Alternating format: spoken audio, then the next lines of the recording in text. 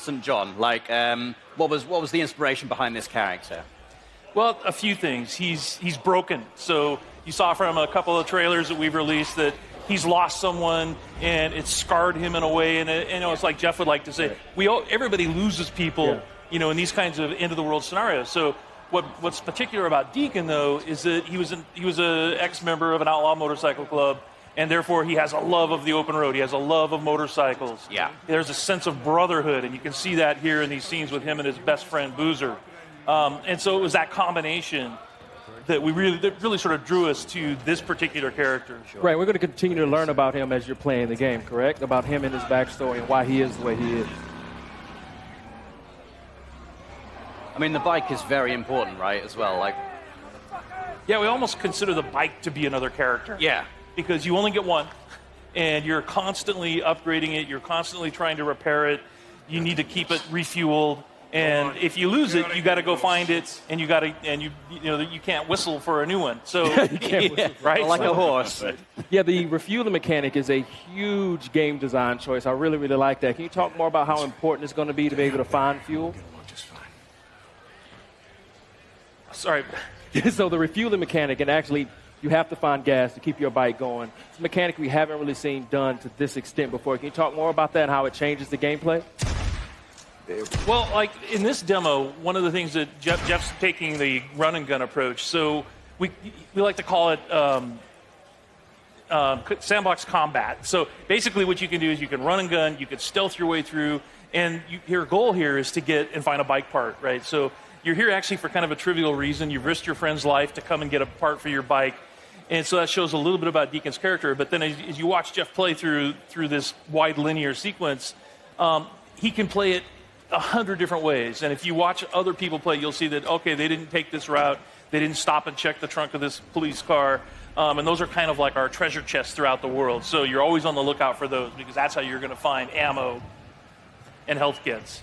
And then you're seeing one of our stealth mechanics here. If you're quiet, if you crouch walk and you walk up behind an enemy, then you have the opportunity for a stealth takedown. And what can you tell us about the Freakers? Because they're quite unique. And we've seen, a fair few undead enemies in video games before. What makes the Freakers unique? And what was your decision-making behind making them the way they are? They're alive. They're alive. Yeah, they're not zombies. They're alive. And so that sounds trivial, but it's not, because it basically means we have a full day-night cycle in the game. Right. And they have things that they do. There's an ecosystem, and they have to eat, they have to drink, they have to hibernate. And so you will find them, like in this scenario, you'll see that there's some nests, and Freakers build nests for reasons you discover while you're playing the game. And then you can take those nest zones out in order to free up fast travel routes. So it becomes part of the metagame. But Freakers are evolving. They're living creatures who have been affected by this virus, and there's several different types. And some of our trailers you've seen, we've shown the Screamer, which is a female that can have sort of alarm system that will bring in more Freakers. Right. We have the infected bear, so it infects animals. In our last trailer, we showed mountain lion and the crows. Right, so you have so it's just. It's a wide variety of challenges for the player, and like we said, the world comes for you, and that's part of it. Is that these creatures are always after you, and at night they're stronger. Yeah. If it starts raining, they become stronger. But I've seen in previous trailers Deacon actually utilizing the Freakers as a weapon against his enemy as well. So you can actually use them to your advantage as well as the environment itself. Yeah, absolutely. We call it the Freakosystem. So in this scenario, there's not a lot of chance for that. But if he were fighting Marauders or Rippers, then he could find a nearby swarm. It's an open world, so you can just explore. You can find other tools like a swarm or a Freaker bear, and you can bring them into an enemy camp and watch the sort of mayhem that happens. I guess you've got to be careful, though. You don't get kind of sucked into it. Yeah. I like this gun, you guys. So you have melee combat and you have gun combat. Can you talk about how you designed and balanced for both? It's like so many different scenarios require the player to determine how they want to play it, right? So that's why we have like this full set of stealth mechanics. We have a full set of weapons that you can upgrade, and in order to do that, you have to go to the human encampment. So there's survivor encampments in the world, the only places in the world where it's safe. And you have to do jobs and missions with them in order to to earn trust. And then once you earn trust, the merchants there will sell you things. Ah, I like that. And then they, it's like, and if you want to upgrade your shotgun, or you want to upgrade, or you want to buy a silencer for it, then you have to have enough trust at that encampment in order to do that. Boozer, you there? I found the part. I'm heading out Got the bike part. Rippers! Rippers! No, no, no! Ah! Oh! Ah, shit! He's So not having a good time. this is the inside of the Crazy Willie's truck stop, and that's one of the other things we wanted to point out is that it's full open world, but there's a lot of exploration in the game. All of the building interiors are accessible. There's no load times to get in and outside of a building or to go between regions. This is in the Belknap Wilderness, and the whole area is just completely explorable. And then these are the Rippers that I mentioned earlier. So these are one of the cults in the game. Tats are dead symbols of a dead man. Dead symbols of the lost. Get off me! Bitches! Viper Man! You must be brought low, biker man. For you are lost, and we are found. Oh, yeah, that's going to hurt.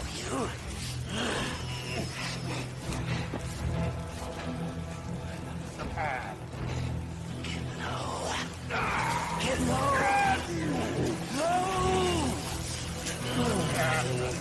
So you can see they're not very friendly. No.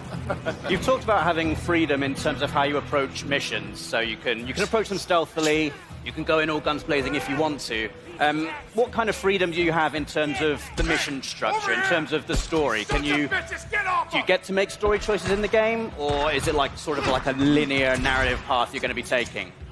Yeah, there's several key places where you have to choose what Deacon is going to do in a key situation. So we released a bunch of footage last month, and if you watch carefully, you'll see that there's a moment where Deacon has the choice to take a man's life or to force Boozer to do it. Right. And that will have an impact on Boozer's morale. So your best friend, how he feels about you, how he feels about... So you tried doing sort of a stealthy approach, and now you're just going to go in with a shotgun and blow him away.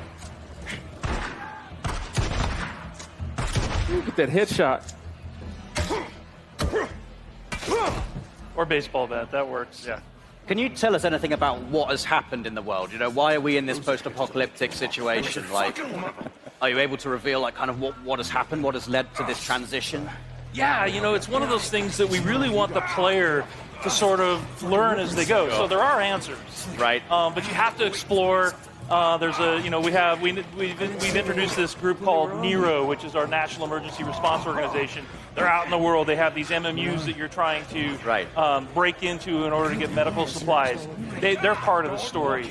And, obviously Deacon has lost somebody. We saw that in a trailer. That's part of the story. And as far as, like, the pandemic and the hordes that you run into constantly, these all sort of weave together to sort of explain how we got to this place in this world. Cool. And all kinds of just visual, actual hardware upgrades, but a ton. You can really make it your own. Awesome. Well, John, Jeff, Chris, thank you so much.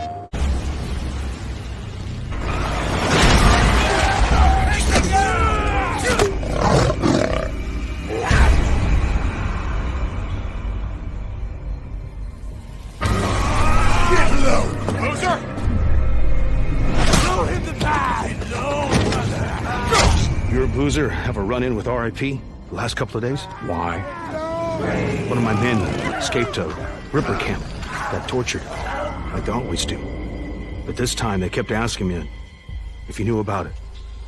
2 bikers, 2 men. The Ripper called them mongrels. You ask me, you got a price on your head.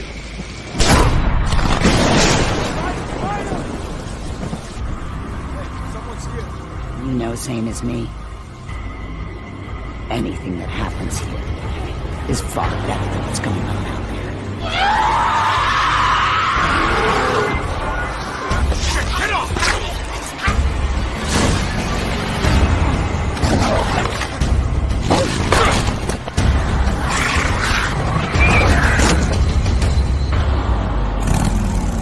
What the hell? Perfect. Just perfect.